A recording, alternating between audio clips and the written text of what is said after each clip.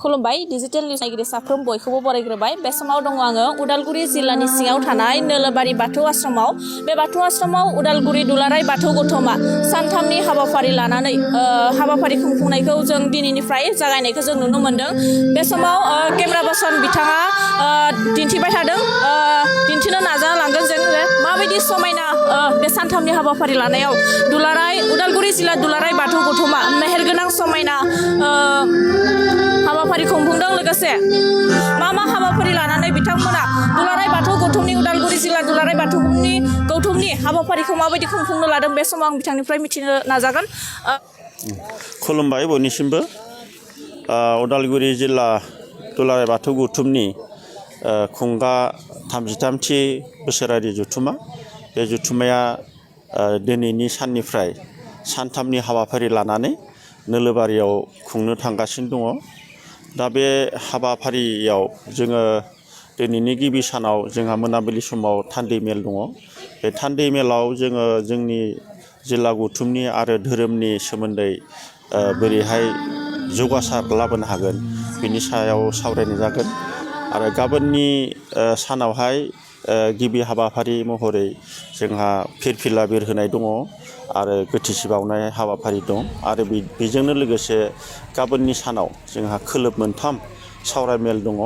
बे खोलोब मोनथाम सावरायमेलाव जोङो जोंनि माखासे जोंनि दैदेनगिरिफोर स्कलार बिथांमोनखौ आलासि महरै लिंबोनानै जोंनि धोरोमनि सायाव बेसेन गोनां बिबुंथि लाखिनायनि जों मोनसे हाबाफारि लादों आरो थिग बिदिनो जोंहा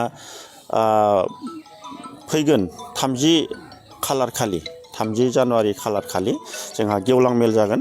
बे गेवलां मेलाव जोंहा गाहाय बुंथिगिरि महरै दुलाराय बाथौ गौथुमनि मानगोनां गाहाय नेहाथारि मुस्रि गणेश दैमारि बिथाङा गाहाय बुंथिगिरि महरै बेवहाय बाहागो लागोन आरो बिथांजों लोगोसे बिटिआरनि चिफ मुस्रि प्रमद बर' बिथाङा बे गेवलां मेलाव गाहाय आलासि महरै बाहागो लाफैगोन। जिहेतु दा दुलाराय बाथौ गौथुमनि उदालगुरि जिल्ला दुलाराय बाथौ गौथुमनि जा हाबाफारि लादों बेनि गुबै थांखिया मा? जोङो दिनै मेल मिटिं खुंनायनि गेजेरजों धोरोमनि सोमोन्दै सावरायनाय हाबाफारिनि गेजेरजों जोङो जोंनि बर' हारिनि बा बाथौआरि बर'फोरनि गेजेराव जोङो मोनसे सांग्रांथि लाबोनो सानदों।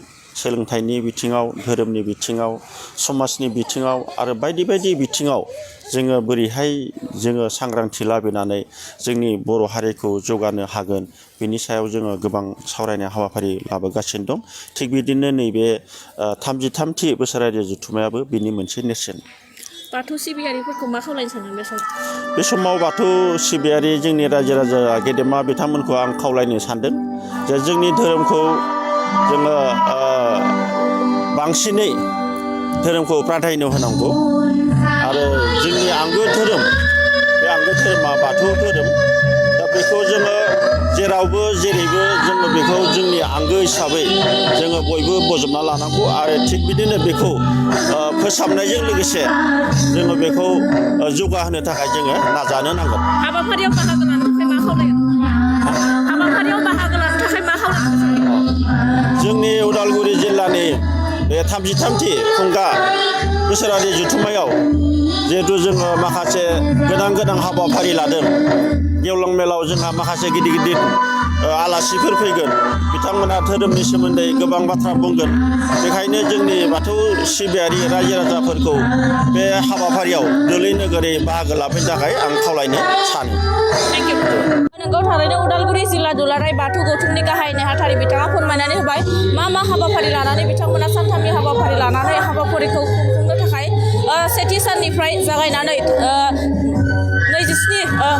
29 जानुवारि खालारनिफ्राय जागायनानै 30 जानुवारि खालारसिम मा हाबाफारि लानानै बिथांमोना हाबाफारिखौ खुंफुंनो आखायाव लादों बिथाङा फोरमायनानै होबाय।